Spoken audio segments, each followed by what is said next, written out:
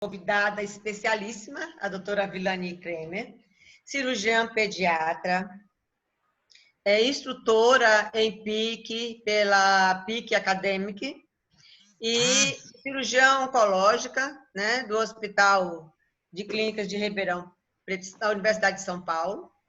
E é um prazer tê-la aqui para nos ajudar nessa batalha que é organizar esse protocolo e a assistência no acesso venoso. Eu estou nessa luta desde que cheguei a Salvador. Eu fui a primeira pessoa aqui a fazer nutrição parenteral em paciente pediátrico. Naquela época, a gente construía nossos catéteres com aquele rolo de silicone. Imagina a evolução que a gente teve nesses 40 anos, né? Tem 40 anos que eu cheguei aqui. Em 2007, junto com o doutor Horácio, a gente quase escreveu, praticamente escreveu um livro sobre acesso venoso, e logo a seguir o meu filho teve um acidente de carro e a gente acabou nem publicando esse livro. Mas o doutor Horácio também é um parceiro nessa minha trajetória de acesso venoso.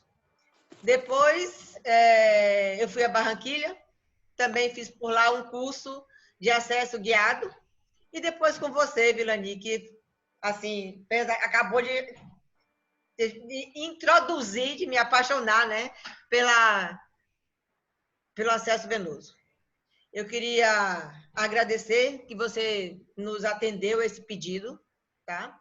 E no final a gente faz as outras considerações necessárias. Com você a palavra. Obrigada.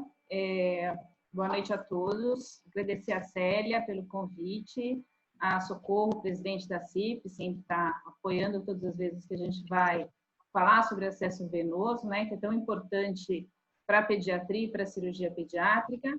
E eu tentei fazer um apanhado de um pouquinho de tudo que eu acho importante. É impossível falar de tudo, porque o assunto é muito amplo, muito mais amplo, às vezes, do que se imagina, mas eu tentei dar um apanhado de tudo que é importante, tanto na indicação, no planejamento, quanto no cuidado do acesso venoso pediátrico.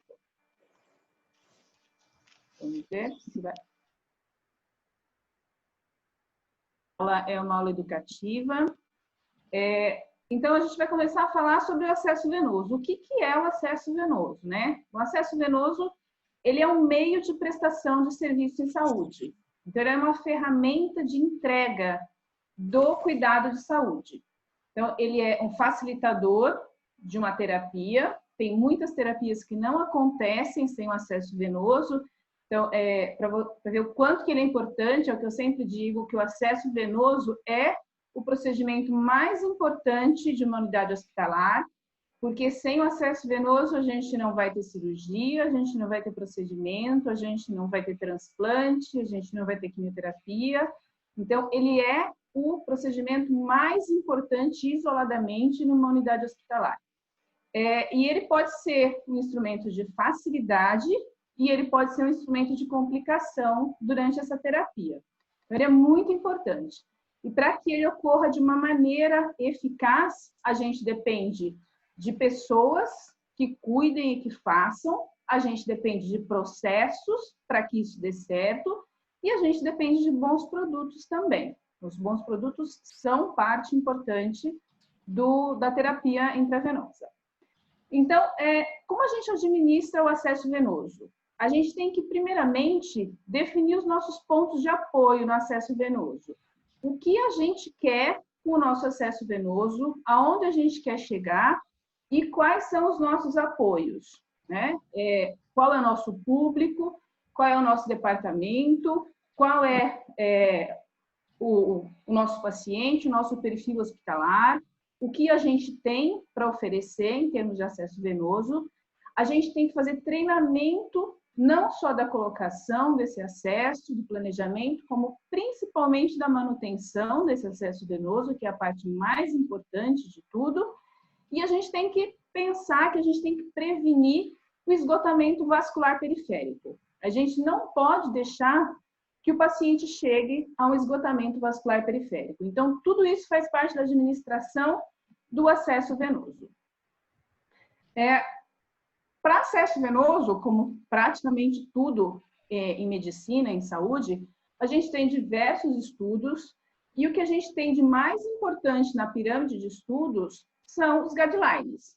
Para o acesso venoso, internacionalmente, o que a gente tem de apoio é o CDC, que é o guideline que norteia as infecções, e nisso está baseado os acessos vasculares em prestação de saúde, e a International Nurse Society, que também tem toda uma normativa de acesso venoso.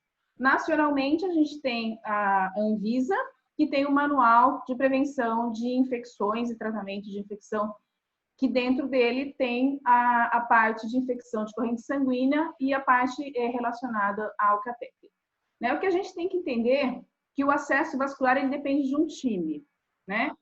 De quem é o acesso venoso? O acesso venoso é do paciente. Ponto. Não é de ninguém. Todas as outras pessoas são facilitadores e são pessoas que vão ajudar o paciente nesse processo.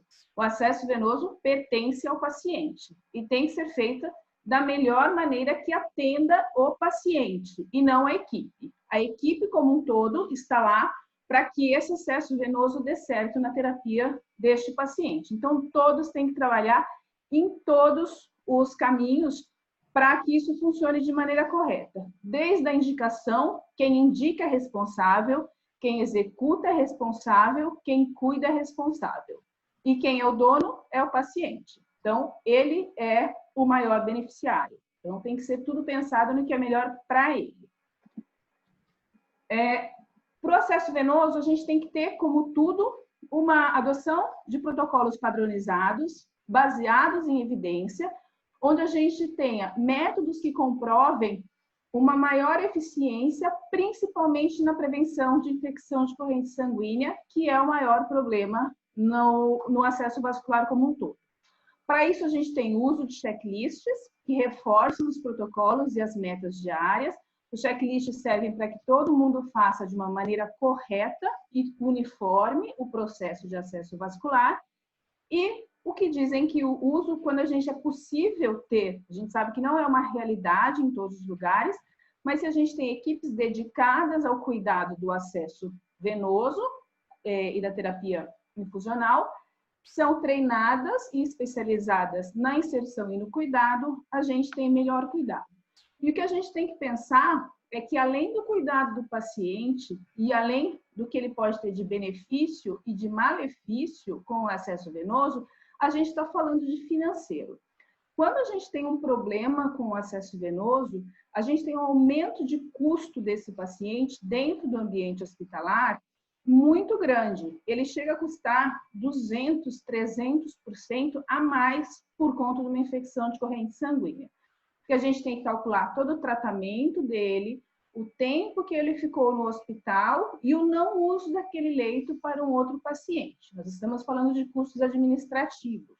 E tem os custos para o paciente, claro, que vai ser um prolongamento de internação, uma terapia que não foi bem aplicada e até em alguns casos esse paciente pode ir a óbito por conta de uma infecção de corrente sanguínea ou de algum outro tipo de complicação pelo acesso vascular. Então, para isso, a gente adota bundles. O que são bundles? Bundles são um pacote de medidas que a gente faz para que alguma coisa dê certo, certo? Então, é uma estrutura de processos que são baseados em evidências, executadas coletivamente, igual, muito parecida, para que a gente tenha resultados mais eficazes e mais confiáveis. E com isso, a gente pode medir o nosso problema ou a nossa assertividade em relação a alguma coisa. Nos bundles de acesso venoso, o que a gente tem de principal é que a gente tem que lembrar que um acesso venoso central ele tem que ter uma barreira máxima de proteção estéril. Quando eu falo que a gente está colocando um acesso central, a gente tem que ter em mente que nós estamos colocando um catéter no coração do paciente. Então, a asepsia tem que ser tão rigorosa quanto uma cirurgia cardíaca, porque a gente pode levar um patógeno até o coração desse paciente. O uso recomendado é de clorexidina a 2%. A gente tem dificuldade ainda de ter disponível no Brasil a 2%. Então, a gente faz a degermação com a clorexidina degermante e depois a gente usa a alcoólica 0,5 e ela tem uma eficiência bem importante. Para prematuros, é bom que a gente use a clorexidina alcoólica. A utilização do ultrassom também faz parte do bundle de inserção, tanto de segurança quanto da redução de riscos e a redução de hematoma, a redução de problemas que ele pode dar. A localização da ponta do catéter adequada é muito importante para o bom funcionamento desse catéter. Utilização de mecanismos de fixação sem sutura. Quanto mais pontos a gente dá, a gente sabe que não... Eu estou mostrando o que é ideal, a gente sabe que nem tudo a gente consegue fazer, pelo menos por enquanto, mas quanto mais pontos a gente dá, o ponto ele é um local de meio de cultura para esse catéter e ele pode levar a uma colonização e infecção abdominal deste catéter também. Então, sempre que possível, usar o mínimo de fixação com pontos e, se possível, usar a fixação sem pontos. Hoje, o que a gente tem de mais conhecido no país é o Statilock, tem o Griplock também, que não é tão disponível, mas já existe também. Provavelmente, daqui a algum tempo, a gente vai ter alguns outros fixadores. O curativo estéreo transparente. O curativo estéreo transparente tem que estar sempre disponível para que a gente tenha uma visualização do catéter, uma visualização da entrada deste catéter, se não está com nenhum problema. Primeiro, o curativo pode ser feito com gaze e com micropore estéreo, não é aquele micropore que fica na bancada que a gente usa, ou pode ser feito com gaze e curativo transparente, e assim que não tiver mais sangramento, somente o curativo transparente estéreo. E a manutenção, que é a manipulação do dispositivo, que é de responsabilidade de quem cuida deste paciente e por onde esse paciente passa. Às vezes a gente fica muito focado no cuidado somente desse paciente de quem cuida. Então, se é um paciente de unidade de terapia intensiva, muitas vezes a gente tem a equipe de terapia intensiva muito bem treinada, mas esse paciente pode passear com esse catéter, que pode ser periférico, central, ou seja lá qual for, por exemplo, na radiologia, na endoscopia, no centro cirúrgico, e algumas vezes as pessoas que vão manipular nesses locais não têm o mesmo treinamento e o mesmo cuidado que a equipe de terapia intensiva, a equipe de oncologia, a equipe de enfermaria, e esse catéter pode se contaminar fora do local onde se tem um treinamento. Por isso que é importante toda a equipe, todo local onde o paciente pode utilizar o catéter, que ela seja treinada. Então, como que a gente vai escolher um acesso venoso? Primeira coisa, a gente precisa ter o nosso plano de tratamento, saber o que esse paciente vai fazer. Quando que a gente faz esse plano de tratamento? A gente pode fazer no início do tratamento, a gente pode fazer quando esse paciente tem algum tipo de complicação, ou quando ele muda o tratamento dele. Às vezes ele está tratando alguma coisa, se descobre uma outra patologia, ou muda o quadro desse paciente. Sempre essa hora de parar e pensar se o acesso vascular que ele está tendo é um acesso vascular que é o que é adequado para o tratamento que ele vai precisar. A gente tem que ver os fatores de risco do paciente. Então, se o paciente, por exemplo, um adulto, se ele é um cardiopata, um pneumopata, uma criança também com problema respiratório, se ela vai ter algum problema para a passagem desse catéter, para uma anestesia, se ela tem uma discrasia sanguínea, uma alteração cardíaca. Os fatores de risco da própria colocação do catéter tem que ser visto também.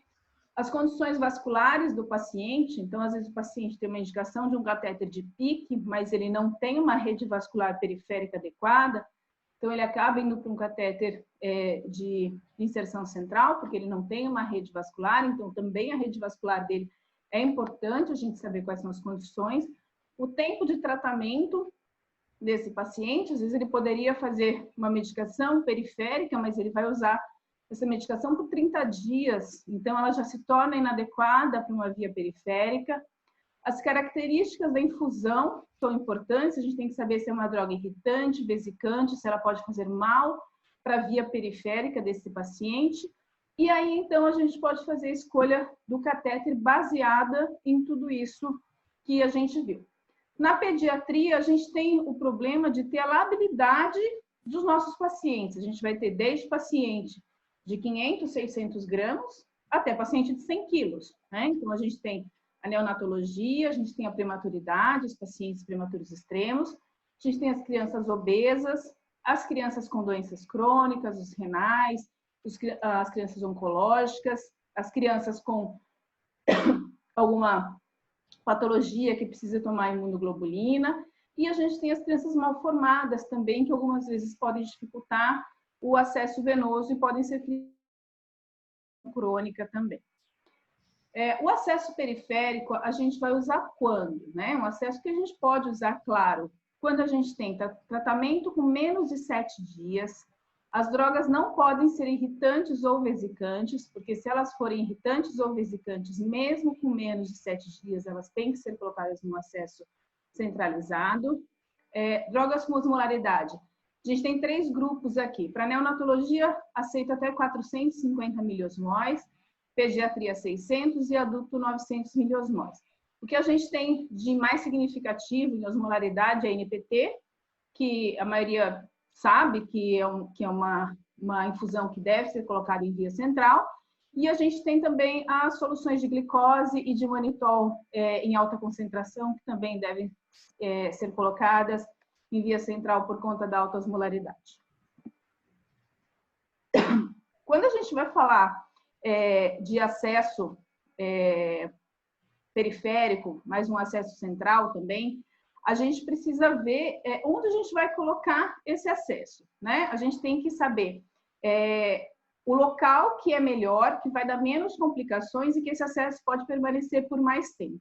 Então, com isso, o Downson, é um enfermeiro americano, se eu não estou enganada, ele fez uma sistematização dos melhores locais para inserção de catéter central de inserção periférica, que ele colocou o nome de Zona ZIM, que é uma Zone Insertion Method.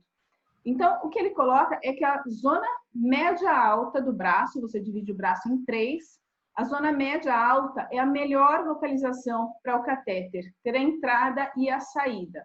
Por quê? Porque ele tem menos hematoma, ele tem menos válvula, ele entra de uma maneira mais retilínea e ele tem uma contagem de bactérias menor. Então, é uma região mais apropriada quando a gente já vai passar para um catéter central de inserção periférica.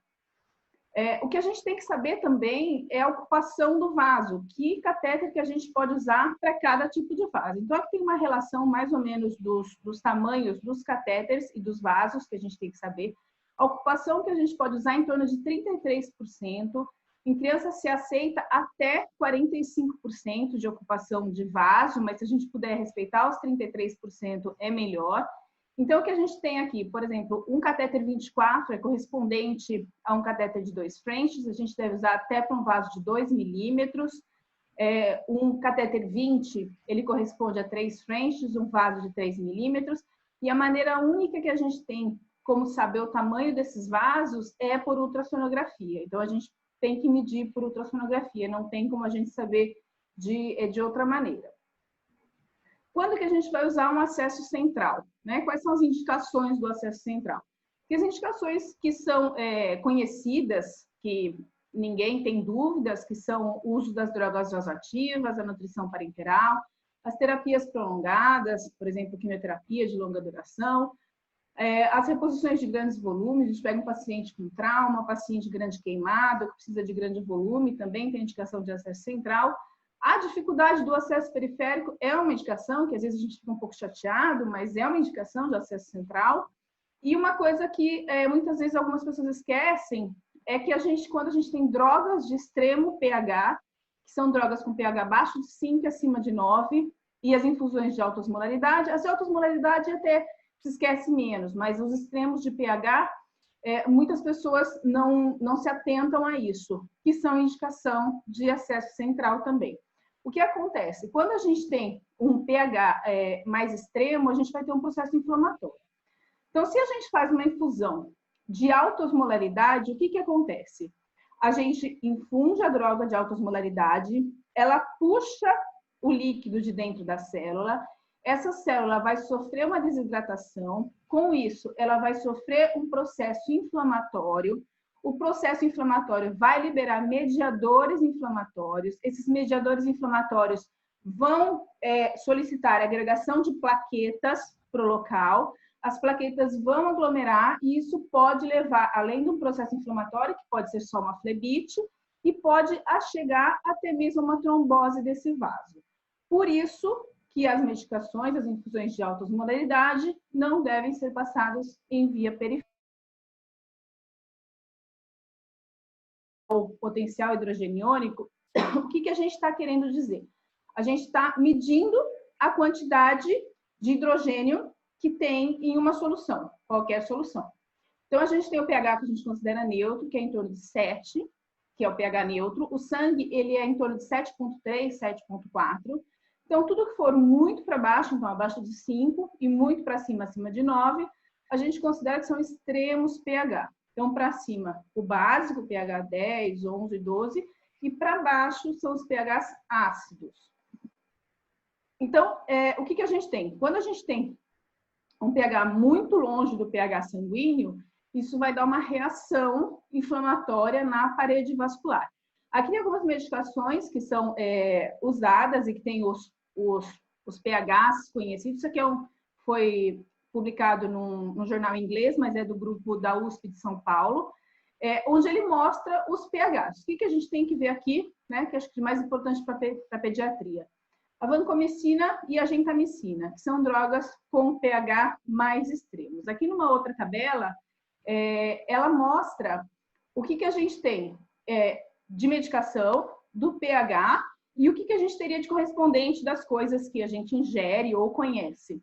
Então, se a gente tem algo em torno de 6, 7, a gente vai ter, por exemplo, dexametasona, furosemida, a gente pode injetar por via periférica sem nenhum problema, porque está muito próximo do pH sanguíneo.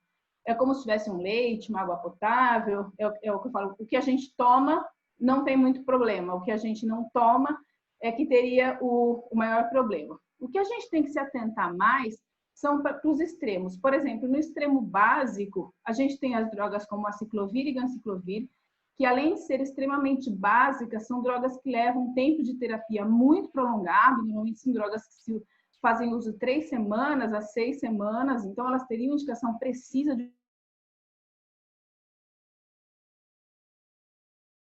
nenhuma dúvida que a dobutamina precisaria de um acesso central. A dopamina, que também as pessoas costumam prescrever um acesso central, mas a gente tem a vancomicina também, que tem um pH extremamente ácido. O que acontece? Se todo mundo acabar rememorando um pouquinho, a gente sabe que o paciente que faz uso de vancomicina é aquele paciente que a gente faz um acesso, dá 2 dias ele perde, dá 2 dias ele perde, dá 2 dias ele perde, dá 2 dias ele perde. Quando faltam 4 dias, 3 dias para ele terminar de fazer o tratamento, ele não tem mais acesso, né? Então, é um paciente que ele vai perder. Por quê? Porque a gente está injetando ácido o tempo inteiro no vaso dele. Então, não seria mais coerente, quando a gente começar a terapia com vancomicina, a gente pensar que esse paciente já precisa de um acesso central? Não estou dizendo, às vezes, de um acesso central, de inserção central, talvez um PIC, mas é um paciente que vai precisar de um acesso que ele vai perder. Vai ser muito difícil ele conseguir terminar a terapia sem muitos acessos periféricos. Uma outra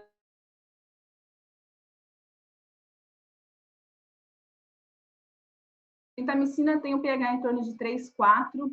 É um pH também que se perde muita veia. Então, se iniciou uma terapia com gentamicina, a gente tem que pensar também que a gente tem já que programar um acesso mais prolongado, porque a criança não vai suportar muito tempo. Que é o mesmo pH da cisplatina, que é uma quimioterapia que se usa o acesso central para se fazer a quimioterapia. Então, é bem importante a gente saber esse tipo de informação, para que a gente já planeje. Eu falo, ninguém precisa, na primeira dose de vancomicina, de gentamicina, sair correndo e fazer um acesso central. Mas uma programação para o próximo dia, para 2 dias no máximo, a gente tem que saber que esse vaso não vai suportar o tratamento para esse tipo de dose. Então, o que é um acesso central, né? O conceito de acesso central é um catéter cuja ponta está localizada num vaso central de alto fluxo. Qual é o vaso central de alto fluxo que ele deveria estar sempre? É na junção cavo-atrial. Então, seria na veia cava, já na junção cavo-atrial. Por que que esse local é o local ideal para que o catéter esteja? Porque se a ponta do catéter está na junção cavo-atrial, portanto, já na entrada do átrio, lembrando que o catéter pode ficar até no terço superior do átrio, sem nenhum problema, e que o átrio é mais próximo do diafragma do que da carina da traqueia, então o átrio é baixo. A gente tem que saber que quando a gente coloca a medicação já na junção cavo-atrial, essa medicação já vai direto para o átrio. Por que que ali é o local ideal? Porque ela vai ficar sem contato com o endotélio vascular. Ela já vai direto para o endotélio atrial, que é o endotélio mais forte. Ele é mais fortificado do que o vascular. Se essa medicação ficar na cava, né, no terço superior, apesar de ser um local bom, o paciente já aumenta bastante o risco de trombose, porque essas medicações vão fazer contato com o endotélio vascular. Se a gente estiver falando de medicações que são irritantes, que são vesicantes, que têm extremo pH. Por isso que a localização que já esteja na entrada do átrio, para que tenha o mínimo contato com o endotélio vascular, inclusive da veia cava. A gente encontra na literatura os diversos tipos de nomenclatura do acesso central. A gente tem que lembrar que vários acessos são centrais. A gente costuma falar acesso central para o nosso catéter central de curta permanência, né? Mas a gente tem que lembrar que o PIC é um acesso central de inserção periférica, a gente vai encontrar com a nomenclatura de PIC. O acesso central de inserção central, a gente vai encontrar com a nomenclatura de SIC. O acesso central de inserção femoral, a gente encontra como FIC. E como o C, a gente encontra os catéteres umbilicais. Lembrar que o catéter umbilical também é um acesso central. Lembrar que a gente tem que usar ultrassom. O ultrassom é padrão de segurança. Já há mais de 20 anos, as sociedades internacionais colocam nos seus guidelines, nas suas descrições, de que isso é um padrão de segurança. A partir do momento que se coloca uma ferramenta como um padrão de segurança, você pode funcionar sem essa ferramenta, muitas vezes a gente não tem disponível, mas se a gente tiver alguma complicação, a gente tem que responder por não ter usado todas as nossas ferramentas de segurança. Então, hoje é considerado padrão de segurança para o acesso venoso, em todos os guidelines, inclusive o da Anvisa. Então, para evitar esse tipo de coisa, só que é uma coisa recente do ano passado, uma criança que foi para uma cirurgia vascular e eu contei mais de 30 punções, que foram punções à cega. Então, essa criança poderia ter evitado isso. Não quer dizer que com ultrassom a gente vai ter 100% de tudo dar certo, mas a gente minimiza muitos riscos, a gente minimiza muitas falhas de cateterização. A gente tem aqui um trabalho que foi feito por um grupo internacional mostrando quais são as recomendações mínimas de treinamento para a utilização do ultrassom. É um trabalho bem interessante.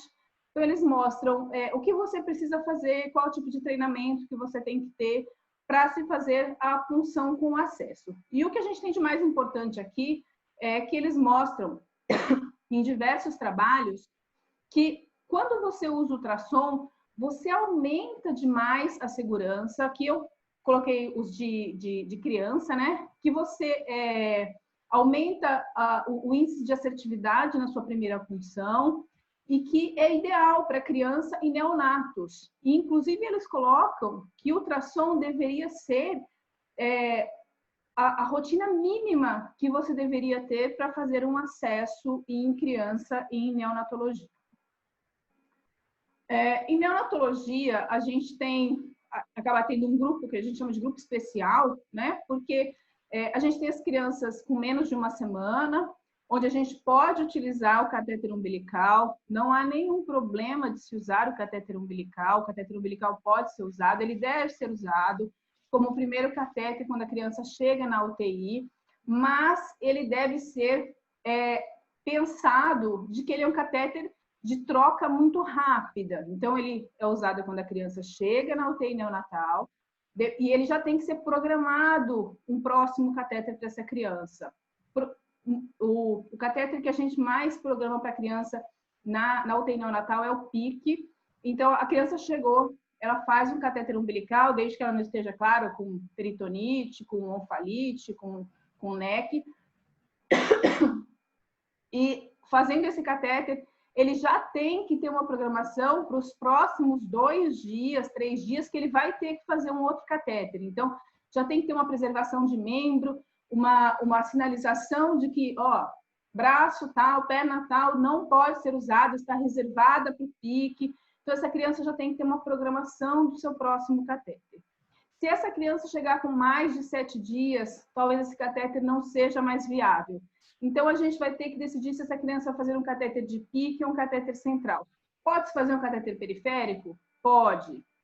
Desde que a criança vai fazer uma terapia de curto prazo, ou ela foi para UTI para uma cirurgia, para uma coisa que seja muito restrita, a gente tem que saber que ela vai ficar pouco tempo com esse catéter. As crianças edemaciam na neonatologia, depois elas acabam tendo uma dificuldade de acesso periférico, e a gente tem que lembrar que o acesso periférico não pode ser esgotado. A gente tem que deixar o acesso periférico para que consiga colher exames, para que a gente consiga fazer uma ocultura, porque a gente precisa da contraprova. Então, a gente precisa preservar os acessos periféricos também. Então, se a criança vai ficar, a gente tem previsão de que ela vai ficar mais que uma semana na UTI, já deve ter uma programação no catéter, preferencialmente catéter de PIC. O catéter de PIC é o catéter da neonatologia, ele foi o divisor de águas de tratamento da neonatologia. Acho que ele, como si só, ele foi o que melhorou muito a neonatologia, a sobrevivência das crianças pequenas. Então, acho que é o primeiro catéter. Se a criança não tiver condição de catéter de PIC, aí sim solicitar um catéter de punção central. No catéter de punção central, isso aqui eu peguei do artigo do Dr. Pitirucci, da Neonatology, a gente consegue fazer um catéter para crianças, inclusive menores de 3 quilos, com punção guiada por ultrassom, tá? Um catéter 3 frentes no tronco bracocefálico. Eu falo que é a minha veia de preferência para tudo, né? Eu tenho paixão pelo tronco bracocefálico. Eu falo que quem começa não volta para outro vaso. Então, se a criança tem menos de 1 quilo, a punção de tronco bracocefálico, catéter 3 frentes.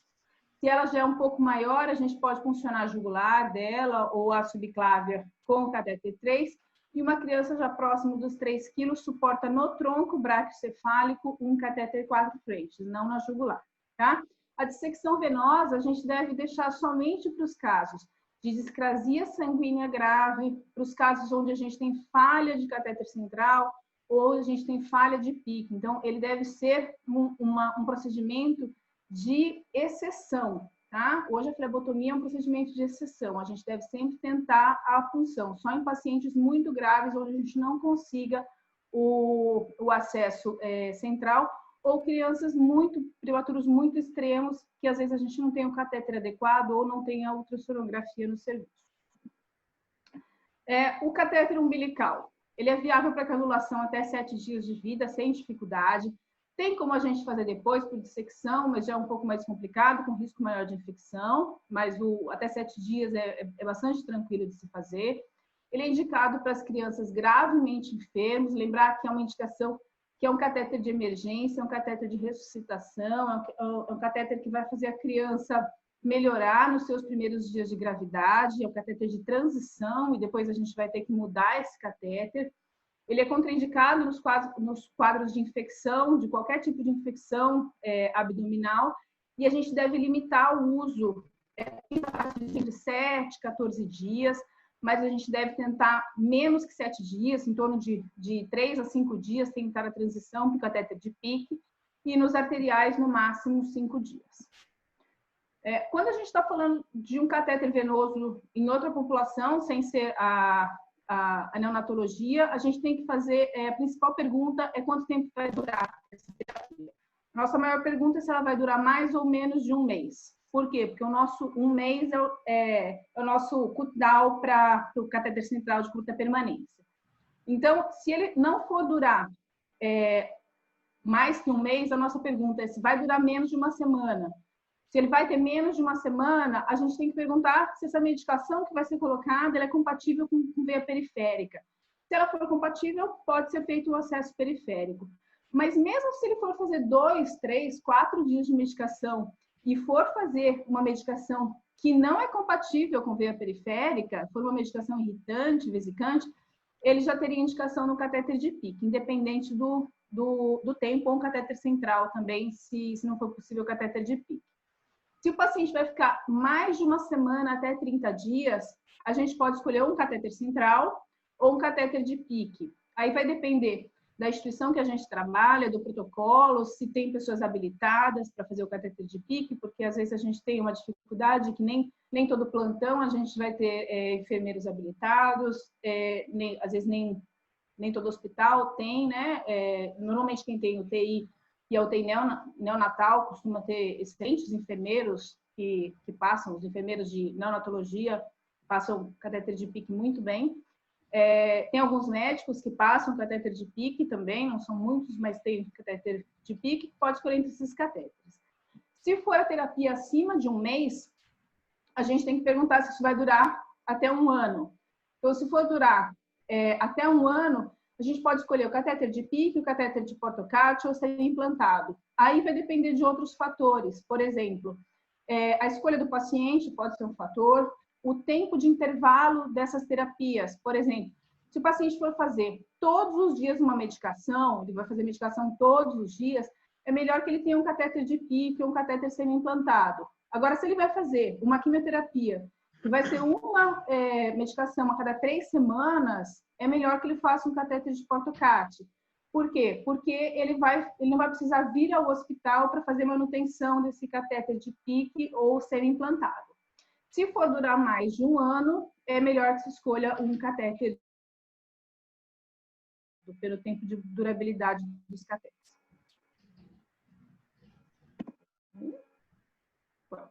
Deixa eu voltar. Uma outra pergunta também, que às vezes a gente tem que saber, é o índice de plaquetas de segurança para que a gente faça uma punção. Então, 50 mil plaquetas é muito seguro para se fazer qualquer catéter. Não é necessário 100 mil plaquetas. Então, 50 mil plaquetas nós podemos fazer qualquer catéter sem distinção. É muito seguro. Se esse paciente estiver abaixo de 50 mil plaquetas, a gente tem que saber se ele está entre 20 e 30 mil plaquetas. Se ele estiver entre 20 e 30 mil plaquetas e for colocar só uma punção central ou um catéter de PICC, ou um semi-implantado, e esse paciente não tiver nenhum sangramento ativo, a gente pode fazer este catéter sem transfusão pré-punção. Agora, se esse paciente for fazer uso de um Portocati, a gente faz uma transfusão prévia, porque o reservatório onde a gente faz para colocar a loja, ele acaba fazendo hematoma, e o hematoma é um local de infecção, acaba sendo um local onde a gente não consegue manejar direito o hematoma do local, não é pela punção, é por onde vai ficar o reservatório. Se o paciente estiver abaixo de 20 mil plaquetas, é indicado fazer uma transfusão pré-punção de catéter. E eu estou falando punção, então você faz a punção e faz a transfusão e vai para a punção do catéter. Então, o acesso central de curta permanência, que é o que a gente chama de acesso central como via de regra, né? A gente vai usar, lembrar que ele é um catéter de curto prazo, ele tem possibilidade de múltiplos lúmens, é um catéter que pode ter de 1 lúmen até 8 lúmens. Eu já vi um catéter de 8 lúmens, nunca passei, mas vi, tenho vontade de passar. A gente tem que saber dos riscos de discrasia sanguínea. Então, se é um paciente que ele está com RNI muito alargado, ele pode ter um risco de sangramento maior. Tem os riscos imediatos do implante, que é o hemotórax, pneumotórax, que a gente tem que saber resolver, tem que saber observar isso muito prontamente. É um catéter que suporta alto volume de infusão e ele monitora a PVC também quando necessário. Então, aqui são 2 exemplos de catéter central. Eu sempre gosto de colocar os catéteres para baixo, para a região torácica, porque eu acho mais confortável, eu acho mais fácil de trocar curativo. A criança sua muito na região cervical. A região cervical é muito incômoda para o curativo, é muito incômoda para a criança. Então, para baixo a gente consegue colocar, inclusive, dentro da roupa. Eu gosto bastante desse tipo de localização do catéter. Então, aqui a gente tem a visão que a gente consegue ter no ultrassom. Aqui no videozinho é a bebezinha que estava na foto anterior. Então, é uma punção do tronco braquiocefálico esquerdo. A gente vai ver ele guiado por ultrassom. Então, o que a gente vê que colaba é a veia, o que não colaba é a artéria. Então, ó, o que está colabando aqui a jugular, aqui já é o tronco braquiocefálico. O tronco braquiocefálico esquerdo, ele é alongado, ele não é tão um cabo de guarda-chuva quanto o da direita. E a gente consegue ver a agulha entrando com bastante precisão, isso dá bastante segurança. Então, às vezes nem volta sangue, mas a gente tem certeza de que está dentro, ó. Nem voltou sangue, mas a gente sabia que estava dentro do vaso. Então, o ultrassom dá muita segurança para que a gente faça a punção do tronco braquiocefálico e da subclávia por acesso supraclavicular. O catéter de Pick é um catéter central, isso a gente tem que ter em mente que ele é um catéter central, ele tem, portanto, as mesmas indicações do acesso central, as mesmas, não muda absolutamente nenhuma. Pode ser feito por punção direta, normalmente os catéteres na neonatal são de punção direta, isso ainda é uma judiação, mas são de punção direta, ou com micropunção a Seldinger. A micropunção a Seldinger do Pick, ele segue mais ou menos os mesmos critérios do catéter de Hickman. Então, você faz a punção, você passa o guia, e depois você faz o dilatador e passa o catéter dentro do dilatador. É mais ou menos a mesma técnica do Hickman. E a gente tem que saber que o índice de trombose é semelhante ao catéter central. Existe uma lenda de que o catéter de Pick ele é mais trombogênico. Isso porque, no começo, quando se iniciou as terapias com o catéter de Pick, não se fazia avaliação do tamanho do vaso e o tipo de material também era um tipo de material que não tinha tanta tecnologia quanto hoje.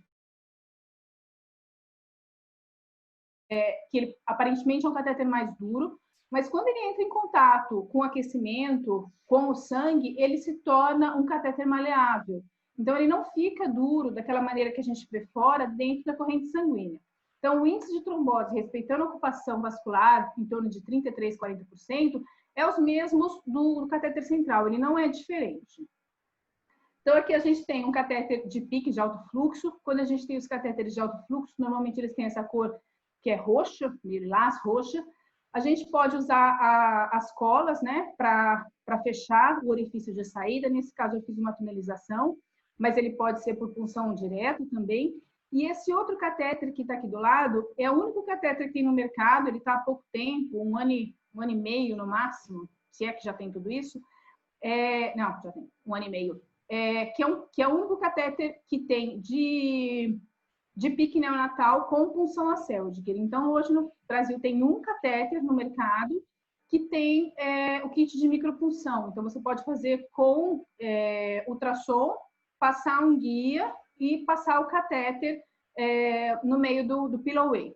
Então, a tecnologia está melhorando também para neonatal, porque os PICs foram melhorando para os PICs maiores, mas a neonatologia acabou ficando um pouco deficitária, apesar de ter sido o grande boom do PIC a neonatologia, e agora, aparentemente, está melhorando um pouco. A única coisa ruim, esse catéter é monolumen, mas a maioria dos catéteres de PIC da neonatologia são monolumen. Tem duplo lumen também, mas são poucos.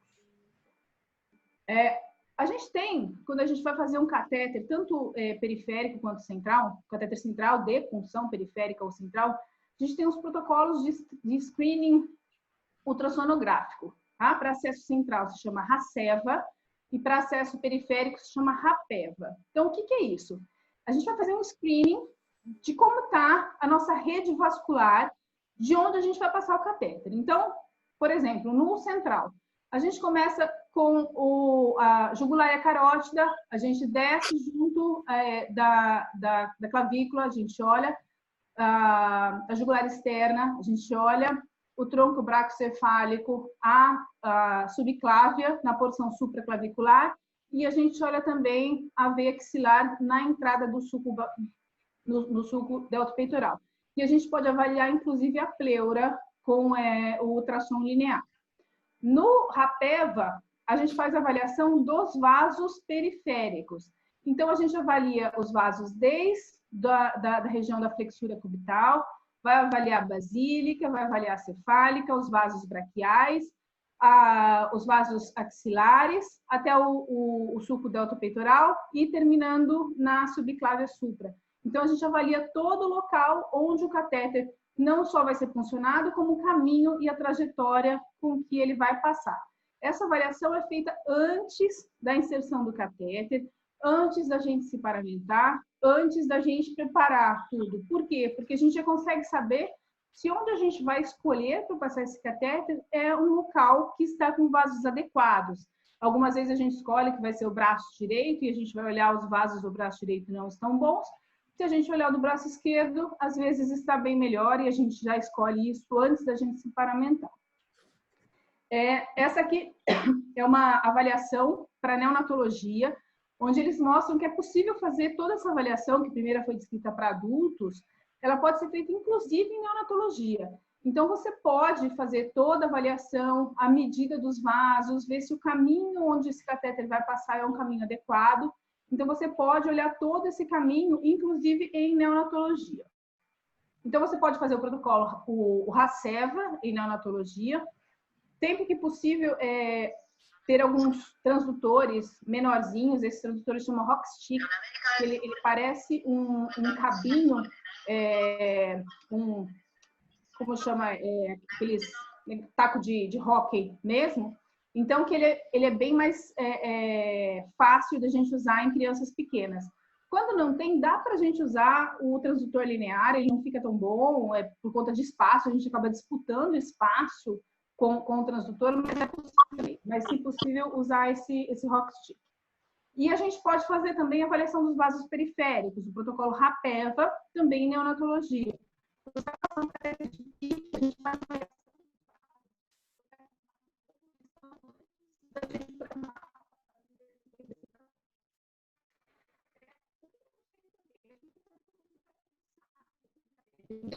Vilani, não estão ouvindo você, não. Não? Não. Agora sim. Eu acho que alguém está com o microfone aberto aí está travando. É bom fechar os microfones. Até onde não estava me ouvindo? Tá todo mundo me ouvindo? Tá? Tá. Então, agora assim, tá. Tá. Então, para o acesso venoso também é importante a gente saber como a gente vai fixar esse catéter. Porque às vezes a gente faz um acesso que pode ser difícil ou não, mas a gente tem que lembrar que o acesso em pediatria é sempre um acesso que a gente tem que valorizar bastante, porque ele é sempre mais complicado. É um acesso que depende, no mínimo, de uma sedação para ser refeito, muitas vezes de uma anestesia geral. Então, é um acesso que a gente tem que primar para que ele dure bastante. Então, a fixação é muito importante. Sempre que possível, utilizar os fixadores sem pontos, né, que são os statlocks ou os driplocks. Tem gente que fala, mas vai deixar sem ponto, não é pior? Eles fixam mais do que os pontos. Porque os pontos, se a gente dá ponto muito forte, a gente fecha a luz do catéter. E, então, eles servem, os pontos que a gente dá, eles servem só para dar uma base de sustentação, eles não fixam muito. Esses fixadores, os pontos, eles devem ser trocados semanalmente.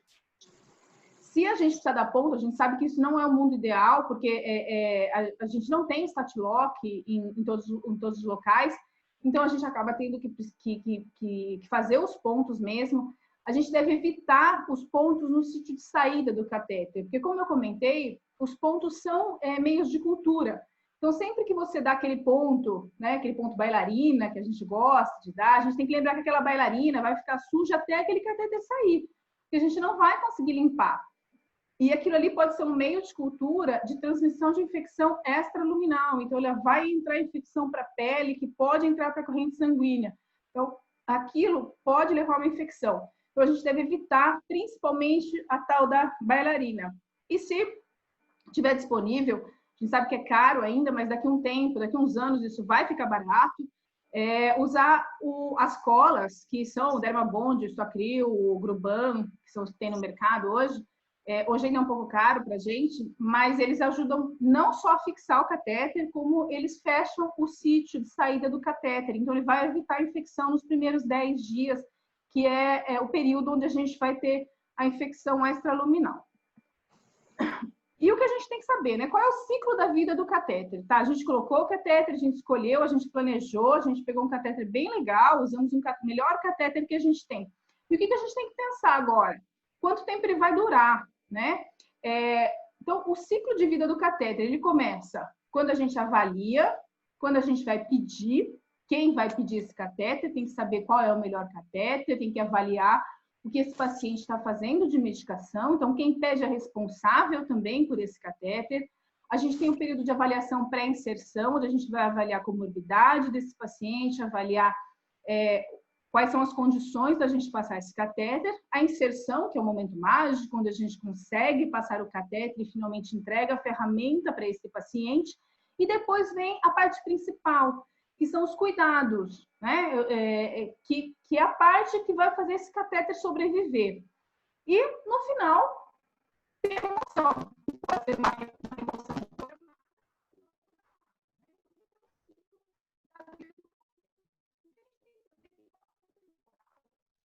Novamente sem som. Por que está sem som? Agora voltou. Estranho, porque eu continuo falando igual. O que a gente tem que saber é que, em relação de tempo, a inserção do catéter, ela é em torno de 2% do tempo desse catéter. O restante do tempo, o mais importante do catéter... Está me ouvindo? O seu som está falhando às vezes. Deixa eu tentar colocar esse aqui, ver se melhora. Espera aí. Parece que é o sinal da internet. Parece que é a internet mesmo. Melhorou o som? Ou não?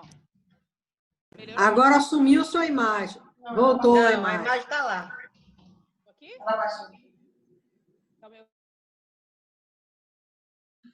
Fica melhor sem um aparelho, doutora.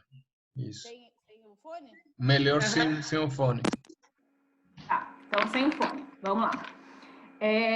Então, o que a gente tem que saber é que o tempo de cuidado e manutenção desse catéter é o que é mais importante para a sobrevivência desse catéter. Então, isso é o que a equipe vai fazer. Pode ser a mesma equipe que colocou o catéter, principalmente, por exemplo, quando é a equipe de enfermagem que coloca um catéter de PIC, ou pode ser a equipe de assistência, que às vezes não é a equipe que colocou esse catéter. Então, a parte mais importante do tempo de sobrevida desse catéter é os cuidados que ele vai ter. Então, a gente pode ter uma infecção, que é o que a gente tem de mais predominante de complicação em um catéter. A gente pode ter a infecção extraluminal, que é a infecção que é causada no momento da inserção, que é pela pele, que é às vezes, por conta da sepsia que a gente usou, que é o manuseio, é o local da inserção. E a gente tem a infecção intraluminal, que é feita pelo manuseio do catéter, e a infecção que é levada pelas mãos, que é por tudo aquilo que a gente vai mexer e manipular esse catéter. No hospital, qualquer hospital, o que a gente tem de maior é a contaminação intraluminal, que é a contaminação de cuidados desse catéter. Os principais biofilmes que a gente vai ter são as bactérias gram-positiva, o Staphyloepidermidis é o que a gente tem na pele. No gram-negativo que a gente tem a Klebsiella, a Pseudomonas e o Enterococcus é o que a gente tem mais predominante. De fungo que a gente tem mais que pega catéter é a Cândida, que é muito difícil a gente conseguir tratar. A manutenção, a gente tem que lembrar que é importante no catéter central a gente ter um sistema fechado. Então, o sistema fechado, a gente tem que colocar os conectores e do conector a gente conectar o equipo, o que a gente for colocar. Se ele não tiver um conector, a gente não considera que a gente está no sistema fechado. Esses conectores têm diversos tipos, pressão positiva, pressão negativa, pressão neutra. Então, no mercado tem vários, cada um diz que tem a sua vantagem, independente do que for. O que a gente tem que saber é que quando a gente tem um clamp nesse catéter, a gente tem que deixar esse catéter clampado, e quando a gente estiver terminando de utilizar, a gente tem que fechar, mesmo que ele tenha o conector, tá? Porque senão ele pode voltar. sangue e outras coisas para dentro desse catéter. Então, o que a gente tem que fazer? O que a gente chama de scrub the hub. O que é o scrub the hub? É a limpeza do conector. Quando que a gente vai fazer? Todas as vezes que a gente vai fazer o acesso ao catéter, todas, pode ser com álcool a 70%, na sua grande maioria bem eficiente, alguns locais fazem com clorexidine, mas o álcool a 70% é suficiente. Deve durar de 5 a 10 segundos, tem lugar que diz até 30 segundos, parece pouco tempo, mas se contar 10 segundos é bastante tempo. Entre as medicações, deve ser feita a limpeza. Entre todas, se você está com 5 seringas na mão e você desconecta e vai fazer a primeira, você tira. Quando você vai fazer outra, você tem que salinizar entre uma medicação e outra. Você tem que limpar. Cada vez que você tira uma seringa e vai colocar outra, você tem que limpar. Não é porque você está com 10 ali no ar, achando que não vai contaminar, e que você está segurando o hub aqui para cima, que ele não tocou em nada, ele precisa ser limpado todas as vezes. A gente não tem certeza de que aquela seringa que a gente fez, elas nem sempre são feitas em capela, na grande maioria não são, que ela não tem contaminação nenhuma. Então, a gente tem que limpar a cada medicação. A salinização. Quando que a gente deve ser feito? O que é a salinização? É o soro que a gente vai limpar esse catéter. A cada acesso do catéter, a gente tem que fazer. Entre todas as medicações. Por quê? Porque às vezes a gente vai fazer, por exemplo, um antibiótico e uma dipirona. Se essas medicações se encontram dentro do catéter, pode ocorrer uma precipitação dessa medicação, ela vai aderir à parede do catéter e ela vai começar a obstruir a luz desse catéter. Então, não é só sangramento, não é só trombo que pode obstruir o catéter. As medicações podem, e as medicações são impossíveis da gente conseguir desfazer. Os trombos, algumas vezes, a gente consegue melhorar. As medicações, a gente não consegue. Ao desativar o catéter, a gente tem que fazer a salinização e tem que fazer uma técnica de flush intermitente. O que é essa técnica de flush intermitente? A gente não deve jogar o soro como um flush contínuo, porque senão ele só lava a parte central do catéter, ele não vai lavar as paredes. Então, o que a gente chama de flush em soquinho, onde a gente vai fazendo e parando, a gente consegue fazer um turbilhonamento, onde a gente vai limpar as paredes desse catéter. Aqui, quando a gente tem uma microscopia mostrando que quanto mais tempo você limpa o rub, mais limpo ele fica. Então, com 0 segundos ele está bastante contaminado, com 5 ele já fica um pouco mais limpo e com 15 segundos é comprovado de que ele está completamente limpo. Aqui é um filminho mostrando quando a gente faz um fluxo laminar, a gente tem uma limpeza central desse catéter. E quando a gente faz um fluxo intermitente, a gente consegue fazer um turbilhonamento, onde a gente consegue limpar as paredes, porque ele faz uma elipse dentro do catéter. Por isso que é importante a gente fazer o fluxo turbilhonado. Esse aqui é um vídeo da BD, eu não sei se ele está indo bem aí, por conta de internet. De 1 em 1 ml, a gente tem uma limpeza melhor do que quando a gente faz um fluxo contínuo.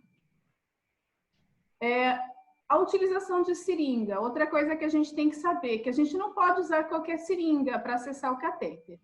Então, a gente deve usar seringa de 10 ou 20 ml para todo o acesso central, para todo o pique, para todo o acesso central. O catéter periférico suporta outras seringas. E se for um catéter de alto fluxo, ele suporta também. Mas, via de regra, a gente deve usar seringa de 10 ou de 20. A de 20 é muito complicado a gente usar. E aí a gente começa com um grande problema, principalmente em neonatologia, onde a gente tem microdoses em quantidade muito pequenas e a gente tem que fazer na seringa de 10. O que a gente tem que saber é que quanto menor a seringa, maior a pressão que ela vai exercer em cima do catéter.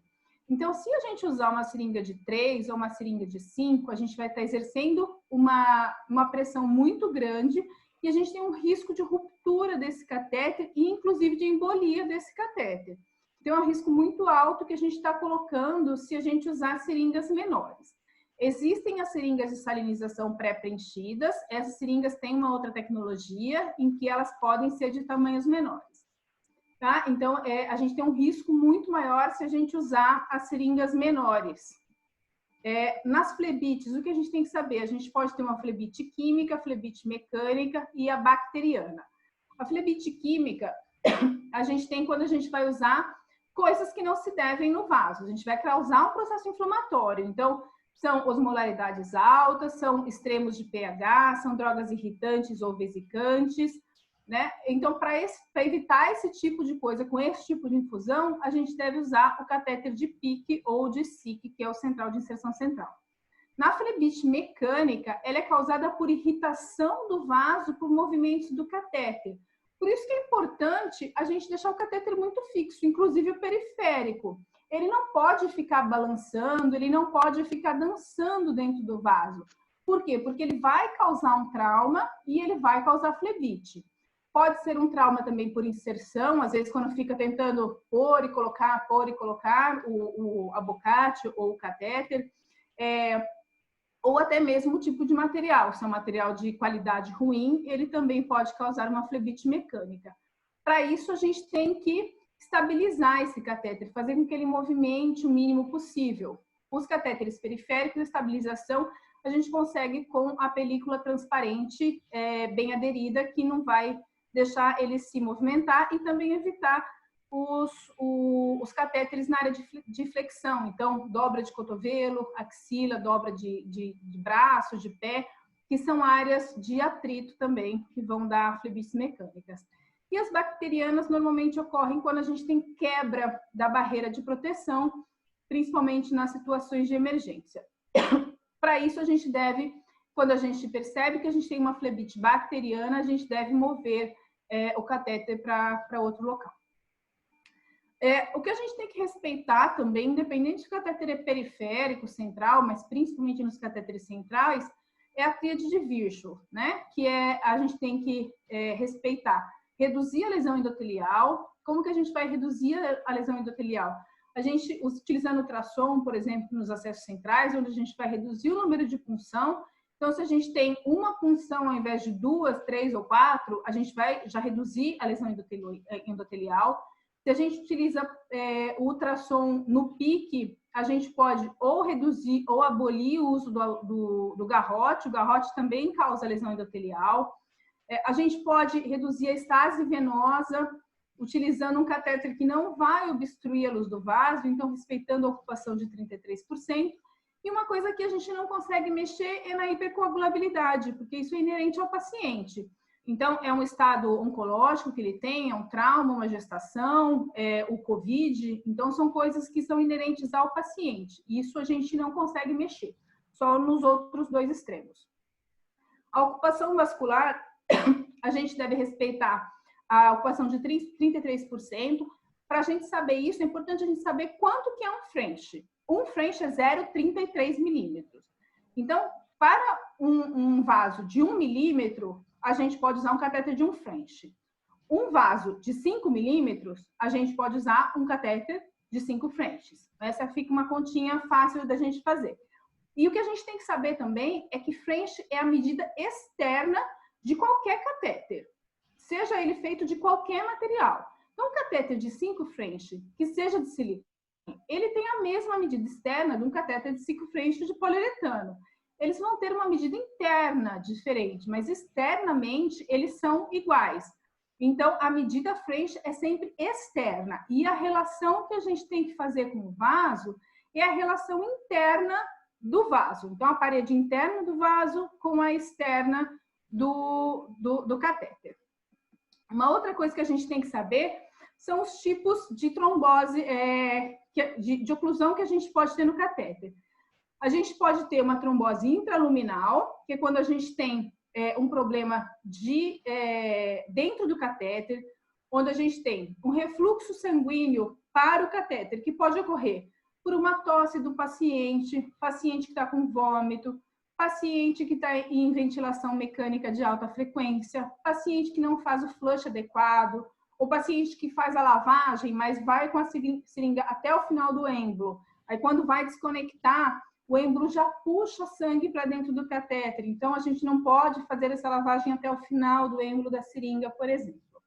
Quando a gente tem um pouco mais avançado que isso, a gente pode ter um sangue coagulado ao redor do catéter, ele já tem uma cauda, né? Ele tem mais um apêndice, né? de coágulo, isso. Isso ele vai bloquear as aspirações. É aquele catéter onde a gente consegue infundir, mas a gente não consegue refluir. Na hora que a gente influi, essa cauda vai para frente, mas na hora que a gente puxa ela vem e ela fecha esse catéter. Então, isso é uma cauda de fibrina. A gente pode ter um trombo mural, que é quando esse catéter ele já está aderido com o seu trombo na parede do vaso. E ele normalmente acontece isso nas pontas, e ele pode ter prejudicado tanto o seu fluxo quanto o seu refluxo.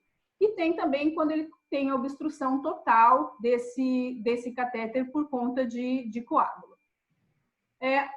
Quando a gente tem uma trombose, a gente tem que fazer algumas perguntas, né?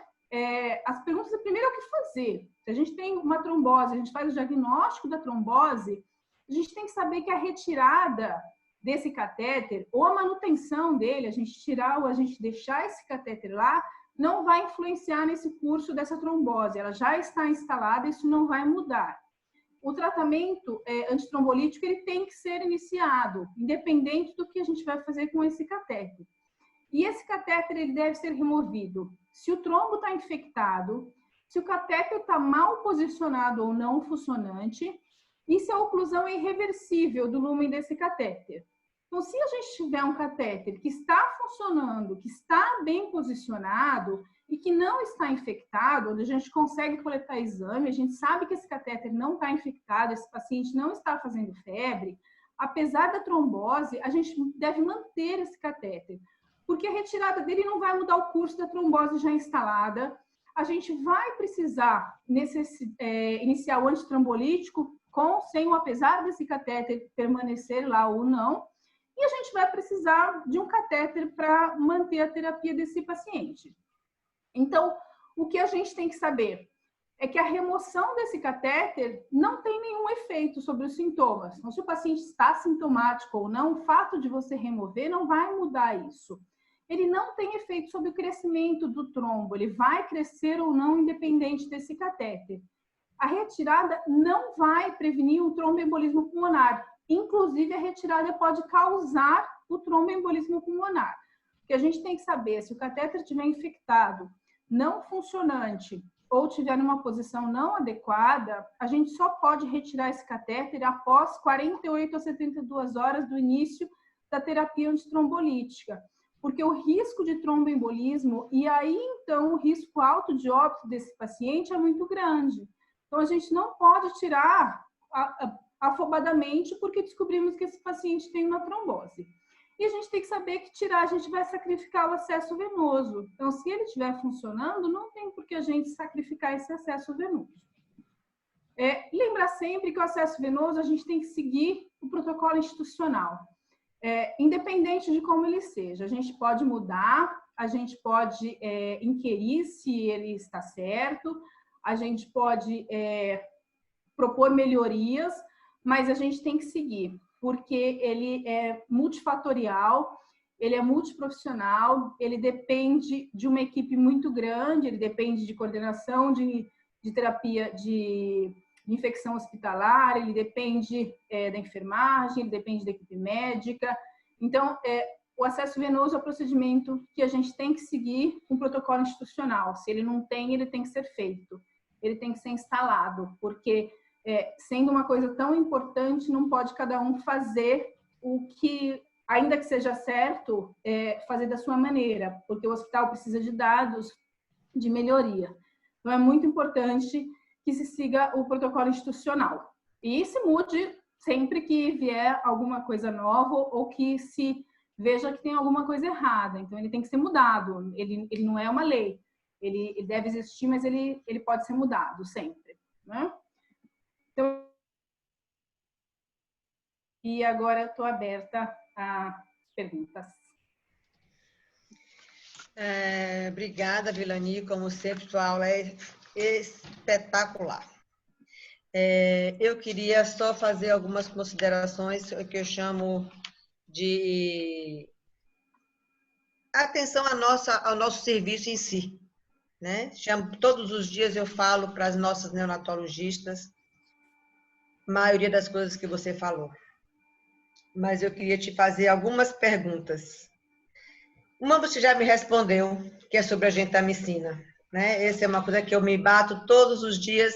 Mas a gentamicina pode ficar com acesso periférico. Na maioria das vezes, o que a gente percebe, eu não tenho dados para te dar agora, porque eu estou fazendo esse levantamento agora, eu já disse que eu tenho um levantamento durante 3 meses para mostrar que por quanto tempo leva esse acesso. Porque a sensação nossa é que no meio do percurso ele é necessário fazer um acesso venoso central. Na maioria das vezes, quando nos pedem um acesso venoso central, o paciente não tem nem veia periférica mais. Hoje eu tive quase uma parada, tá? Um bebê de 1,8 kg, onde eu tinha conseguido fazer a punção e perder uma punção. Depois não consegui fazer mais, foi para disseção da jugular. Né? E porque eu venho me batendo com o tempo passado da solicitação do cirurgião. Né? Então, gentamicina é uma das coisas que você já colocou. Outra coisa que eu queria que você colocasse para a gente é sobre as pausas de catéter infectado. É uma infecção fúngica, aí o pessoal vai lá, tira o catéter, sem conferir se o bebê tem acesso periférico suficiente. Todo dia eu digo que protocolo é um guia, mas não é regra. Né?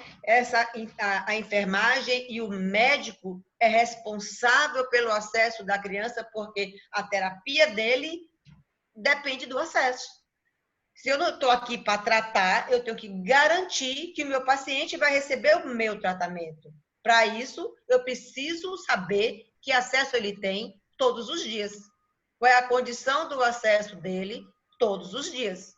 E não simplesmente vou lá, prescrevo e digo, bom, agora é a enfermagem e o cirurgião que é responsável pelo resto. Minha obrigação é prescrever. Eu todo dia me bato nessa tecla, acho que não é assim que tem que ser feito. Então, o que a gente vê muito é o paciente que tirou o catéter, muitas vezes sem discutir o caso com a CIP, sem discutir o caso com a própria enfermagem, se o paciente tem o acesso periférico para suportar 48 horas. Quando tem, ótimo. Mas o que a gente vê em bebês que estão durante muito tempo dentro da unidade de terapia intensiva, que tem sua rede vascular já bastante usada, essa rede não dura. E a gente vai, às vezes, para um acesso na madrugada, com um paciente sem condição de uma veia periférica mais, sem condição de uma sedação segura, né? Fazendo sedação intramuscular, como hoje, dentro da UTI, o paciente ontem perdeu o pique, não foi funcionar, aí tentaram o pique ontem, não conseguiu, hoje de manhã de novo, perdeu a veia periférica que tinha, o cirurgião entra às 3 da tarde no paciente com pronga, com difícil sedação, com risco de fazer apneia, e foi o que aconteceu, acabou tendo que entubar o paciente para poder fazer o acesso, porque ele praticamente parou. Então, eu venho chamando muita atenção disso. A gente sabe que os processos, hoje em dia, cada dia são mais frequentes. A gente daqui um dia vai estar respondendo sobre processo de acesso vascular, porque as famílias, elas estão ficando cada vez mais conscientes do tratamento dos seus filhos, né? E você estava em São Paulo comigo no último encontro do COVA e eu fiquei estarrecida com o tanto de processos que a chefe da enfermagem, do corpo de enfermagem, relatou que estava recebendo. Né? Então, isso vai chegar à Bahia e a gente precisa estar atento a essas coisas. Né? 3 quilos para nós é um sonho, gata. 3 quilos já é paciente grande. A minha anestesista diz assim, Célia, você não sabe operar menino desse tamanho, não. Os pacientes são tudo piquitico. A gente tem paciente de 500 gramas em diante, entendeu? Então, 3 quilos é um sonho. Ainda bem que a gente tem catéter 3 Fresh. É a nossa salvação. Outra coisa que eu queria te perguntar, não depender da sua obstrução. Obstrução você já falou, né? Eu quero saber sobre tratamento de catéter infectado. E depois eu vou abrir a palavra para quem quiser perguntar para a doutora Vinani. Usem e abusem, porque ela sabe tudo. Preciso abrir meu microfone. Abriu? Tá me ouvindo? Tá, sim. Tá. Bom, foram vários ponderamentos, né? Primeiro, eu sempre falo, não tira nenhum catéter se você não tem uma outra veia, de jeito nenhum. O catéter infectado, normalmente, ele vai dar sintoma e ele vai dar pico de bacteremia quando ele está ativado. Desativado, dificilmente ele dá. É muito difícil um catéter, mesmo infectado, desativado, ele dá infecção, ele dá sintomatologia, dá pico de bactéria. É fechar o catéter, mantenha o catéter, deixa o catéter fechado e vai em busca de um outro acesso. Aí, só depois que tiver um outro acesso, e também precisa ver que outro acesso que esse paciente vai ter, porque às vezes vai pegar um acesso periférico e a gente precisa ver se o que ele vai estar usando suporta o acesso periférico. Não adianta pegar um acesso periférico que vai durar algumas horas. Dependendo do tipo de medicação, o acesso periférico não vai ser suficiente. A gente sabe que o ideal é que esse paciente fique 48 horas sem um catéter central, mas nem sempre é possível. Então, se não for possível, vai tirar um acesso central e colocar outro. Isso aí, infelizmente, tem paciente que não vai suportar suas 48 horas sem um acesso central. Então, o ideal é que se feche o acesso e tente fazer um periférico. Só depois que a gente tiver um acesso seguro, aí sim pode-se fazer. Retirar o catéter de um paciente que está principalmente numa unidade de terapia intensiva, para depois tentar pegar um acesso periférico, isso é muito arriscado. É arriscado porque esse paciente pode ter qualquer tipo de intercorrência e a gente não tem um acesso para a vida dele, né? Então, eu acho que tem que manter. Tem que tentar fechar o catéter e aí pegar outro acesso. Eu acho que a única exceção é se o paciente tiver com uma bacteremia incontrolável. Aí a gente acaba tendo que tirar, porque se ele tiver com uma bacteremia incontrolável, não vai dar tempo de esperar. Mas eu posso garantir que isso é o mínimo de pacientes que vão estar fazendo uma bacteremia incontrolável. A outra pergunta eu acho que isso já vai de encontro aos problemas judiciais que a gente pode ter, né? Porque se o paciente tiver uma parada e a gente não tiver um acesso para atender esse paciente numa parada, ou ele tiver alguma complicação porque a gente tirou um catéter antes de passar outro, a gente pode responder por isso também. Se ele não estava num período de gravidade, onde a gente teria indicação de retirar esse catéter numa emergência, né? Seria uma indicação de emergência para se tirar esse catéter. Então, eu acho que tem que ser programado a retirada para uma colocação de outro, né? Eu acho que era isso que você tinha perguntado? Mais alguma coisa? Tem algumas perguntas aqui para você. Tem muita gente lhe elogiando, né? Elogiando a sua aula, como sempre é assim. Tem uma pergunta que a pessoa quer saber a localização do catéter, que a gente é sempre chamado que se o catéter está muito introduzido, mas o catéter está lá, retinho, na posição retinha dele, lá na junção cavoatrial.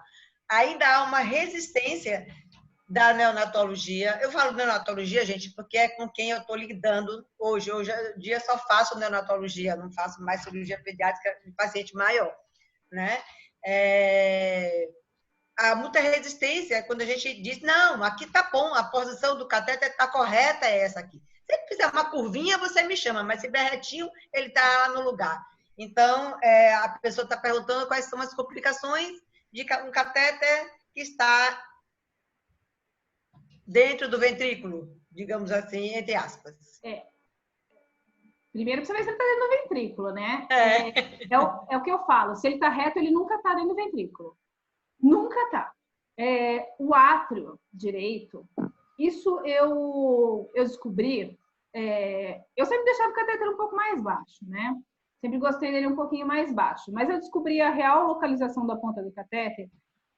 Existem alguns catéteres hoje, existem alguns PICs e alguns catéteres centrais que tem uma tecnologia de localização de ponta com eletrocardiograma. Quando eu comecei a usar um catéter de curta permanência com eletrocardiograma, eu fui fazer um curso, e aí fazer um curso lá, quando você faz o curso, você acha que entende tudo, aí você chega e fica aquele estudo duplo cego, né? Fica você olhando para o monitor e não entende nada. E aí eu via que a onda P apiculada, que é quando a gente sabe que o catéter está na junção cavatrial, eu olhava o raio-x e eu falava, não é possível, está muito baixo esse catéter.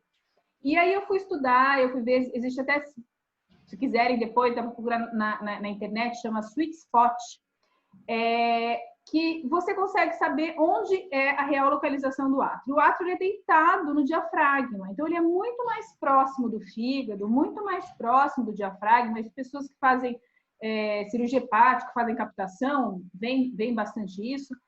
Ele é muito mais próximo do diafragma do que da bifurcação da carina da traqueia. Então, ele é baixo.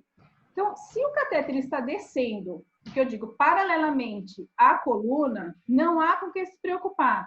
Esse catéter não está no ventrículo. Quando ele faz a curva em sentido a passar da linha média da coluna para ir para o outro lado, aí a gente começa a ter preocupação. Porque ele vai estar passando já na válvula e ele pode ir em sentido do ventrículo.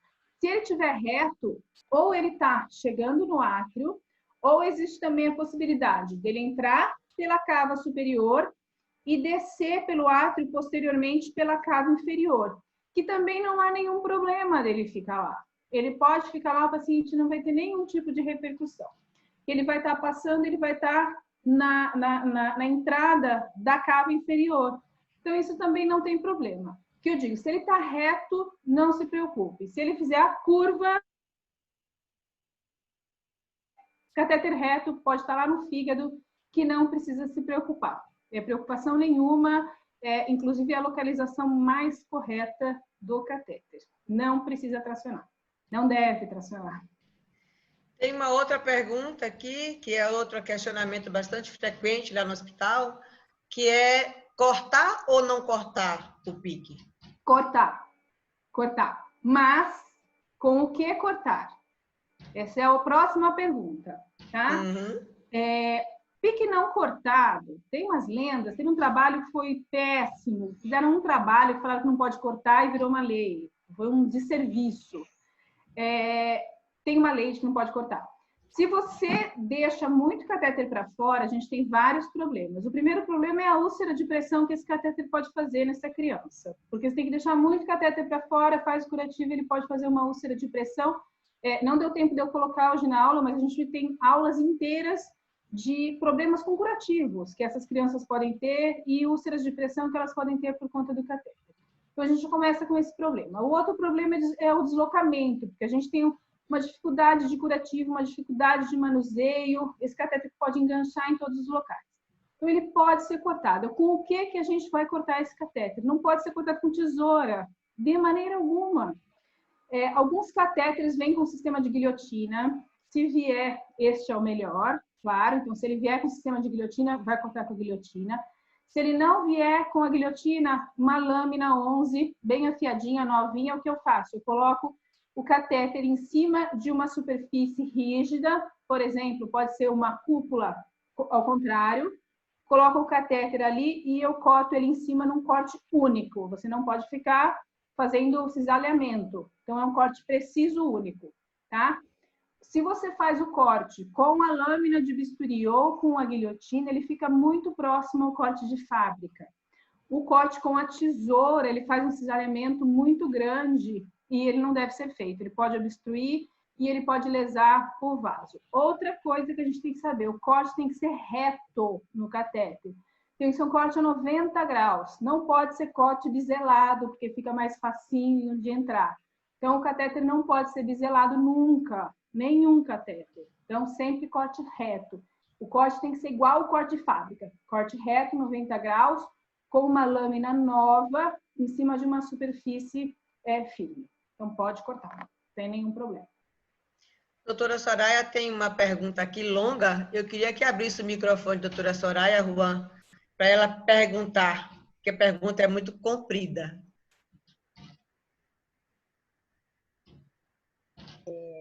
Boa noite a todos. Eu já abri aqui o microfone.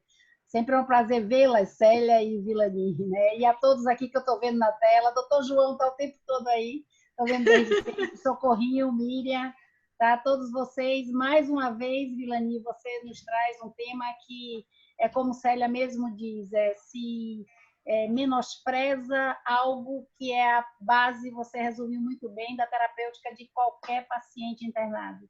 São duas perguntas, na verdade são três.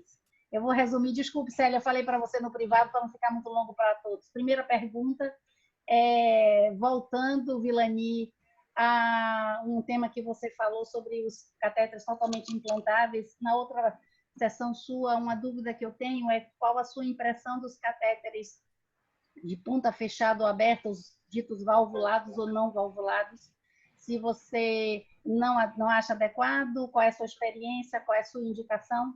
Particularmente, eu tenho minha impressão. Segundo, nos pacientes que você maneja os processos sugestivos de trombose e que você vai esperar a terapêutica adequada para a retirada do catéter, aqui nós temos uma dificuldade para essa aceitabilidade.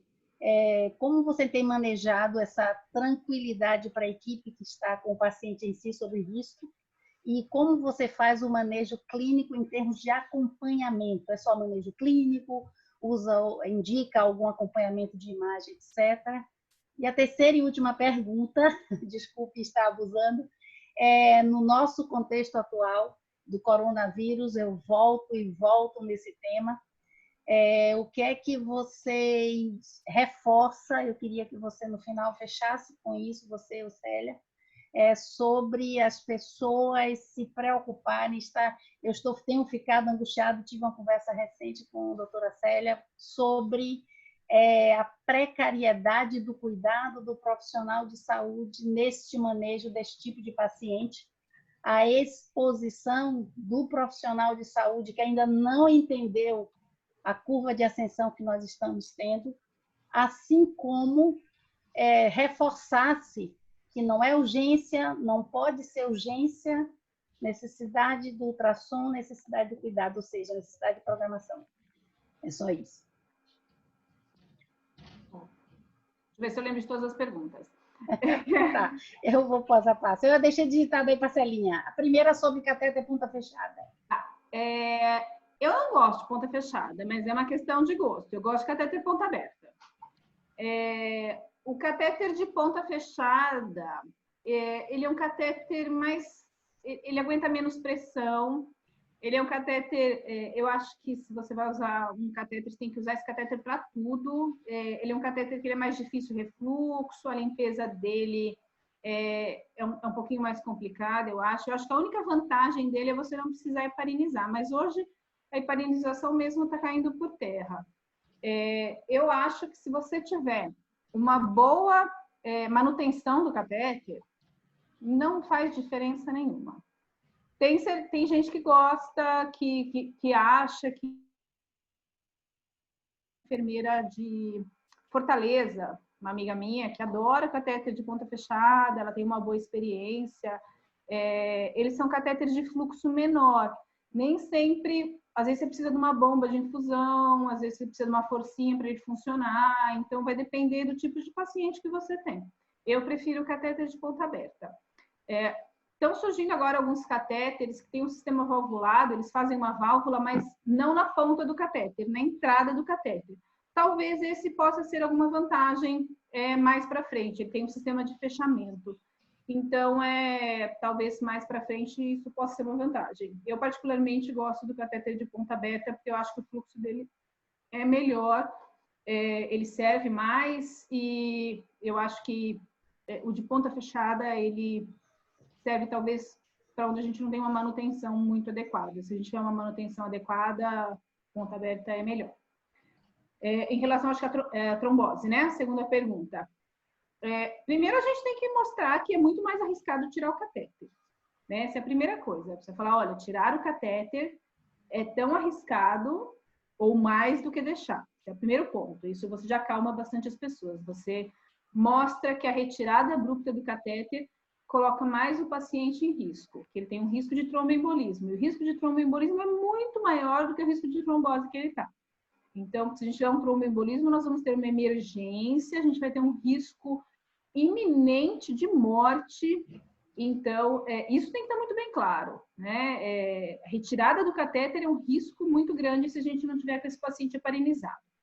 E a gente vai demorar 2 a 3 dias para ter esse paciente com um índice bom para que a gente tire esse catéter com segurança. Esse é o primeiro ponto.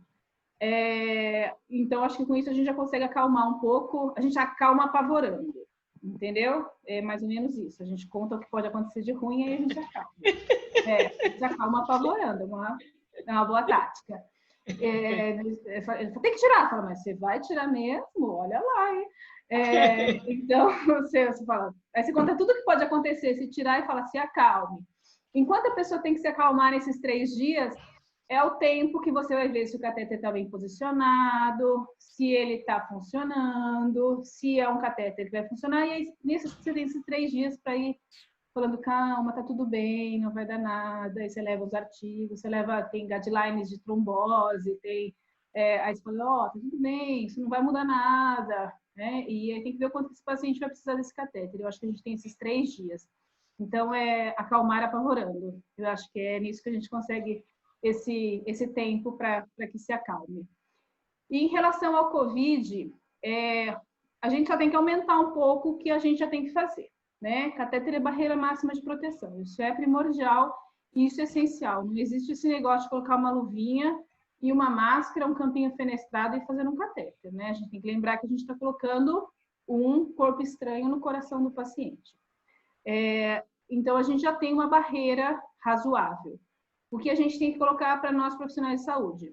É máscara, é face shield, é toda a proteção. Se o paciente precisar, a gente vai ter que fazer. A parte pior, se o paciente for para uma anestesia geral, acho que é do anestesista, né? Ele tem que tomar o maior cuidado. E eu acho que um risco maior que a gente tem é quando a gente vai passar um catéter de PICC no paciente que não está entubado, que a gente tem que saber, que a gente tem que tomar todas as precauções e pensar que esse paciente... Acho que a gente tem que tratar todo mundo como se fosse. E aí a gente não peca por falta, né? Porque muitas vezes a gente tem pacientes oligossintomáticos ou assintomáticos. Então, a gente tem que tratar todo mundo como se fosse. Então, a gente tem que se proteger. O acesso, quando ele chega a ser pedido central, é que o paciente normalmente já está num caminho em que a gente não pode esperar muita coisa. Tirando os pacientes que vão precisar por um tratamento oncológico, para uma imunoterapia, que a gente pode talvez fazer um planejamento, o restante dos pacientes a gente não tem muito como fugir. E a gente tem que saber que os pacientes de COVID também vão precisar de acesso central. Tá? São pacientes graves e eles vão precisar de acesso central, e o acesso central para eles primordial é o acesso de PICC, que inicialmente achou-se que não seria o melhor acesso, e hoje está vendo que é o melhor acesso para esses pacientes, porque eles vão precisar de coagular, às vezes eles precisam pronar, eles precisam fazer catéter de hemodiálise, às vezes precisam de traqueostomia. Então, o catéter de PICC, preferencialmente de alto fluxo, de 2 ou 3 vias, é o principal catéter para os pacientes de moderada a severidade em COVID. Então, a gente tem que se proteger, mas a gente não tem como fugir. Doutor Horácio, o senhor está aí? Doutor Horácio é o Villani da Argentina. Eu dei uma aula para a Argentina de acesso sexta. Hola, ¿cómo están? Muy bien. Hola, ¿cómo está? Bien. Suas considerações, doutor Horácio? No, felicitar a Villani por la conferencia. Por un tema de la lengua, voy a falar despacio. Sí. Felicitaciones por la conferencia, fue excelente. Aquí estamos intentando cada vez más poner catéteres de PICC con protocolos de sedación no anestesia general, sino sedación, y con control ultrasonográfico de todos los vasos del brazo. Nosotros hacemos lo que se llama un scanning previo, como dijo Villani, en los catéteres periféricos, y en general buscamos la vena basílica y la punzamos bajo control ecográfico. Y tenemos bastante éxito con ese procedimiento. Es lo que estamos intentando hacer hoy en día. En cuanto a vías centrales, estoy totalmente de acuerdo con todo lo que dijo Villani. Estamos haciendo cada vez más confluente, menos yugular, pero bueno, eso es una cuestión a veces de entrenamiento personal de cada uno. Y lo otro que me parece importante decir es que para el entrenamiento de esto existe la simulación. Me parece que es el mejor medio. Hay infinidad de simuladores que tiene la industria y que hemos construido nosotros también para poder entrenarnos, y me parece que la simulación es el mejor método para entrenarnos. El paciente no es el ideal para que uno se entrene, digamos, porque corre riesgo y porque hay que tener en cuenta la seguridad del paciente. Y me parece que la simulación, a través de los cursos que uno puede brindar, es el mejor método para entrenar a los cirujanos. Así que bueno, una vez más, gracias, obrigado por darme la palabra. Y felicitaciones a Villani, y gracias, Elia, por darme la palabra. É sempre um prazer tê-lo conosco. Alguém tem mais alguma pergunta para a doutora Villani? Tem, acho que algumas aqui no chat. Deixa eu ver aqui, ó. Bárbara perguntou se o catéter ficar em veia subclávia, próximo à cava, posso utilizar com a mesma função do central ou é considerado periférico? Depende, Bárbara. Você pode usar como central, sim, mas ele depende de quanto tempo você vai deixar esse catéter. Se for um catéter de longa permanência, é melhor você trocar esse catéter. A chance de trombose na localização que você falou é em torno de 30% a 40%. A gente está falando de um número muito alto. Então, se for, por exemplo, um portocate, se for um catéter semi-implantado, que você vai usar por longo tempo, esse catéter tem que ser trocado. Se for um catéter que você colocou numa urgência, que esse paciente está em estado grave, que o reposicionamento, a troca desse catéter for colocar em risco esse paciente, a gente tem que pesar o risco-benefício. Você pode usar esse catéter, mas você tem que estar consciente que ele tem em torno de 30% a 40% de chance de fazer trombose nessa localização. É isso que tem que estar claro, né? É um catéter central, não é periférico, ele está na subclávia, mas a posição dele não está adequada. Se for um catéter que for ficar muito tempo, vai ter trombose, muito provavelmente. Às vezes não sintomático. Muita trombose a gente não sabe porque a gente não faz screening. Se a gente fizesse, a gente ia ver a quantidade de trombose grande que se tem. Então, depende do catéter que você vai deixar, tá?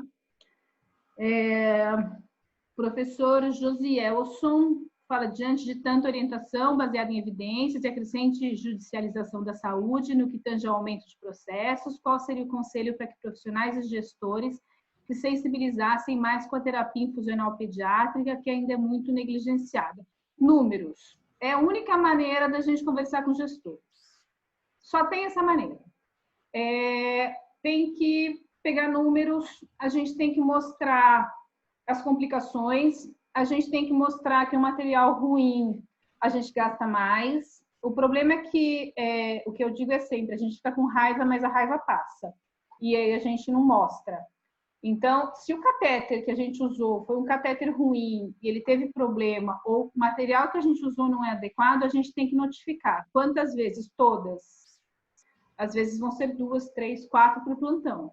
Mas se não for dessa maneira, ninguém enxerga. O gestor só enxerga com notificação e com números. Então, ou você vai notificar toda vez que você tiver um problema, porque a gente tem muito problema, a gente fica muito bravo, mas a gente não fala. Passa raiva e ninguém mostra.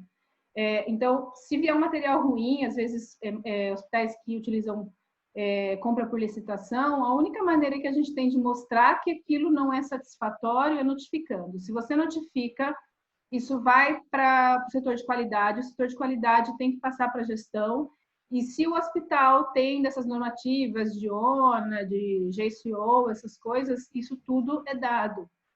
Então, a gente tem que mostrar que a coisa não está certa, e a gente tem que mostrar com dados o que a gente está gastando, o que a gente não está gastando, o que a gente pode melhorar. A única maneira de sensibilizar gestão, eu acho que são com dados. Os profissionais, a gente tem que mostrar a importância de cada um, né? Mostrar que todo mundo é responsável e que todo mundo é responsável por sair bem ou por sair mal a terapia do paciente. Eu acho que isso também é importante. A gente tem que sensibilizar a equipe toda do quanto é importante. Então, eu acho que são dados que a gente tem que mostrar na pediátrica, né? De adulto também, mas na pediátrica mais. Carolina diz que o raio-x gera muita discussão na neonatologia sobre posição do catéter. Essa eu já fiz para você. Ficam tranquilos. Se tiver reto, não dá nada. Se tiver curvando, traciona um pouquinho. Utilizei o ultrassom 2 vezes na neonatologia e uma das maiores dificuldades foi que a criança se manter quieta. Mesmo com as terapias farmacológicas, o que a senhora recomenda para driblar o problema? Drogas para as crianças. Ter uma veia periférica e sedar adequadamente. Drogas, entendeu? Eu sempre brinco com os neonatologias. Eu falo, nada de homeopatia aqui, hein? Vocês são intensivistas. Coisa que eu falo é que, assim, quando eu estou no centro cirúrgico, o anestesista está ali do meu lado. O neonatologista também tem que estar ali do lado, entendeu? E o que a gente tem que saber também é o tempo que as medicações duram, né? A ketamina ela vai durar em torno de 5 minutos. Então, se você colocar para posicionar o paciente até você terminar de arrumar a mesa, já acabou. E eu falo que a ketamina é aquela enganadora. O paciente finge que está quieto, na hora que você vai funcionar, ele esperneia. Hoje já tem algumas outras medicações que estão melhorando. Eu acho que só a ketamina a gente não consegue sedar o paciente, precisa fazer mais alguma coisa. E aí também não tem que droga eu falar que pode, porque vai depender muito do que o paciente estiver usando. Às vezes ele já está com umas medicações em uso contínuo, que não vai fazer efeito para ele, mas vai fazer efeito para outro. Eu acho que uma boa conversa com o neonatologista e fazer ele entender que uma droga bem feita, a gente vai diminuir risco e a gente vai fazer rápido. Se não fizer uma boa sedação, não vai ser legal. E se ele não fizer uma boa sedação, o paciente vai para o centro cirúrgico. Ele tem que entender isso, né? Algumas vezes. Se o paciente não sedar, o paciente vai para o centro cirúrgico. Que os neonatologistas não costumam gostar muito de que o paciente vai, porque às vezes ele vem muito sedado, ele vem entubado. Então, ele ou tem que fazer uma boa sedação, ou a gente acaba, às vezes, tendo que levar o paciente para o centro cirúrgico, para que o acesso venoso não seja um risco para o paciente, né? Exatamente. O catéter pode ser cortado. Já perguntei. A doutora Ariane está querendo saber sobre qual ultrassom? Aparelho, indicação, transdutor? O que você tem que saber? Para acesso venoso, o transdutor é o transdutor linear de alta frequência, tá? Esse é o básico que a gente tem que saber. Se o hospital tiver, é o que ele tiver, né? Quanto mais portátil, melhor. Pode ser... As melhores marcas são Philips e GE, mas nem todo hospital vai ter Philips e GE. A gente tem Philips e GE, tem a Bard, tem um ultrassom super bom, que normalmente vem com... Geralmente quem passa muito pique acaba usando. A Sonosite tem uns bons... Se for para a pessoa comprar ela, né, como portátil, o que tem de melhor hoje é o Mobson, que custa em torno, acho que dos 18 a 20 mil reais, não é barato. Acho que foi a última vez que eu tinha visto o valor. Então, se for para a pessoa comprar um para ela, para ter um dela portátil, o Mobson é o que tem a melhor imagem. Aí tem uns chineses mais baratinhos, mas eu não sei como é que é a imagem dele. Bom, agora tem só as pessoas aqui lhe parabenizando pela aula, né? Doutora Socorro já saiu? Só caiu. Acho que ela caiu. Não, tô aqui. Caiu Ah, não. tá. Tô inteirona. Não caiu na espada. Tô inteirona aqui. Não caiu ainda não. As duas plantonistas aí. Doutora Socorro, alguma consideração para nós? Não, a princípio não. Aí, doutora Vilani, mais uma vez, né? Parabenizar você também pela iniciativa de fazer aí na maternidade, é interessante, né? Eu acho que compete a nós, cirurgiões pediátricos, capacitar os demais, né? Eu acho, Vilani a gente já conhece e sabe da competência e essa didática maravilhosa que ela tem, que faz todo mundo se apaixonar pelos acessos. E Célia, é importante que todo mundo saiba, quem não sabe, né? Que Célia sempre foi uma entusiasta do acesso vascular em criança. Foi quem eu pude participar e acompanhar todo a dedicação dela nessa área, e ela conseguiu instalar um protocolo no Hospital Santa Isabel, um protocolo que era um porco, era um protocolo extremamente detalhista e tal, mas foi um protocolo que foi estabelecido dentro de um grande hospital. Não era um hospital pediátrico, era um hospital geral, que tinha uma ala de pediatria muito forte e oncologia, e ela conseguiu isso. Isso é um mérito que merece aplausos, né? E a gente deixou de fazer acesso de madrugada. Sim, melhorou muito. E também a manutenção do acesso teve um envolvimento maior da equipe de enfermagem, da equipe das próprias mães, né? Que cobravam um cuidado maior com aqueles catéteres. A infecção, eu não sei dizer ao certo quando declinou, mas a gente percebeu que houve um benefício muito grande. Eu acho que o grande exemplo e o incentivo que fica, a provocação que fica nessas aulas é de que cada um em seus serviços procure montar um time do catéter, envolvendo enfermagem, CCIH, farmácia, cirurgião, pediatra. E eu disse essa semana num hospital onde eu trabalho, onde uma colega estava se queixando de que foi fazer um catéter e não tinha nada, de madrugada, era tudo horrível. Então, é o que Vilani fala. O valor que se dá ao catéter é muito pouco. Então, assim, chama o CIP para passar um catéter aqui. Parece que é uma coisa muito básica e sem risco nenhum, sem valor nenhum, que também perde com muita frequência. A perda acidental de catéter é um absurdo, principalmente em recém-nascido. Então, acho que isso leva a gente se dedicar a montar os centros de terapia infusional, o time do catéter, como quer que seja chamado, com esses exemplos. E envolver tudo. Eu digo que só vai melhorar mesmo quando o cirurgião tomar para si essa responsabilidade. Vai precisar de catéter, então eu é que vou ter que definir.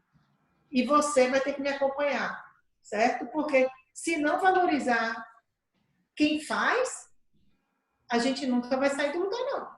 É o meu pensamento, né? Que a gente coloca, outro tira, coloca, outro tira. Mas parabéns às duas. Célia pela iniciativa, Vilani e Musa, sempre foi ótimo. Eu acho que depois que a enfermagem começou a passar o pique, ela começou a valorizar muito mais o catéter. Então, eu acho que a gente tem tido até uma perda menor de catéter depois que a enfermagem começou a passar o pique e ela começou a ver que não é tão fácil você fazer um acesso, porque um pique não deixa de ser um acesso central do mesmo jeito. Então, eu acho que isso ajudou mais, né? Quando a pessoa conhece a coisa e vê as dificuldades, eu acho que ela passa a se sentir parte da coisa também. Sim. Ok, então eu quero agradecer, né, a Vilani, deixar você descansar, agradecer a todos os outros colegas que aqui estiveram, aos neonatologistas, à enfermagem da maternidade, que eu vi aqui, nossas coordenadoras todas aqui, a doutora Daniela, que se empenhou em divulgar junto comigo essas aulas, essa aula de hoje, né? E aí a gente vai caminhar para construir um serviço mais afinado, mais coeso e na busca da infecção zero de linha venosa. Com certeza. Acho que todo mundo trabalhando vai longe. Exatamente. Obrigada, Vilani. Boa noite a todos. Depois eu te mando a aula gravada. Até a próxima, tá bom? Beijo. Beijo.